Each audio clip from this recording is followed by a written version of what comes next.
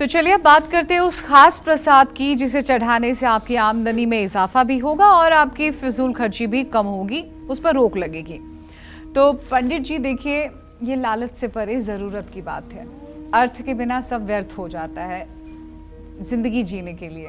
तो कुछ खास उपाय बताइए, कुछ खास प्रसाद बताइए जो कि हम भगवान के श्री चरणों में अर्पित करें और आमदनी भी हो, फिजूल खर्ची पर भी रोक लगे।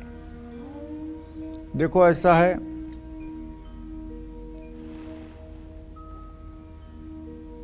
सुनहु भरत भाभी प्रबल बिलख कहें हम मुनिनाथ, जस अपजस जीवन मरण हानि लाभ विधियात। वैसे तो हानि और लाभ ही विधाता के हाथ में है, लेकिन कहते हैं कि उपाय से कुछ भी असंभव नहीं है।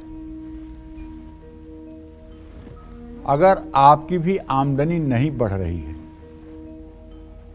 और फिजूल खर्ची हो रही है, फिजूल खर्ची किसे कहेंगे भाई? फिजूल खर्ची उसे कहेंगे कि जिसकी आवश्यकता न हो उस पर भी आपका पैसा बर्बाद हो जाए। तो ऐसे में किसी भी बुधवार के दिन चंद्रमा की रोशनी में केले के पत्ते पर पके हुए चावल, एक करवे में पंचामृत, माखन मिश्री और बर्फी रखिए और भगवान श्री कृष्ण को माखन मिश्री का भोग लगाइए। लेकिन सीधे सीधे जाकर इतने काम मत करिए। इसके पहले भगवान श्री कृष्ण का ध्यान करिए। ध्यान करने के बाद सांवली सूरत बांसुरी बजाते हुए योगेश्वर श्री कृष्ण का अपने हृदय में ध्यान करिए। प्रातः स्वराम हृदय संस्फुरदात्म तत्वम सच्चित सुखम परमहंस गतिम तुरीयम यत स्वप्न जागर सुसुप्तिम अवैति नित्यम तद ब्रह्म निष्कलमहम नच भूत संगा।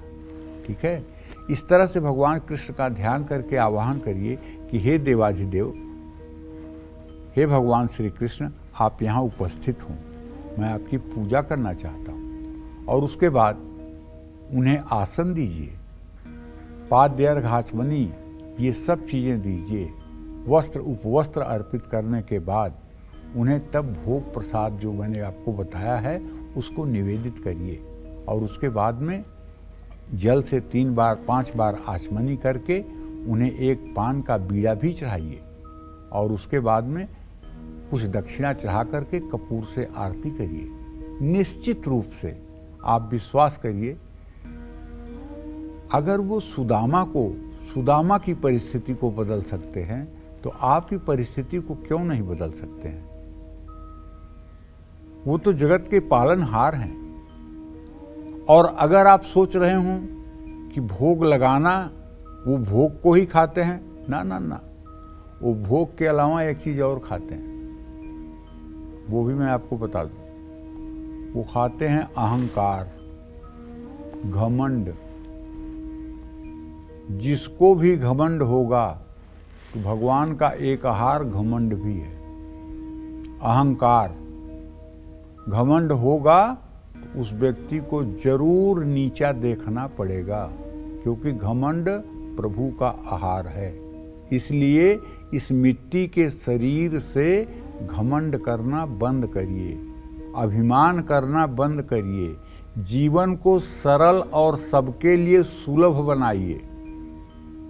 रिश्तों को निभाइए, रिश्तों को संभालिए, तब भगवान कृष्ण की कृपा आप पर बरसेगी। जय मां विंध्यवासिनी।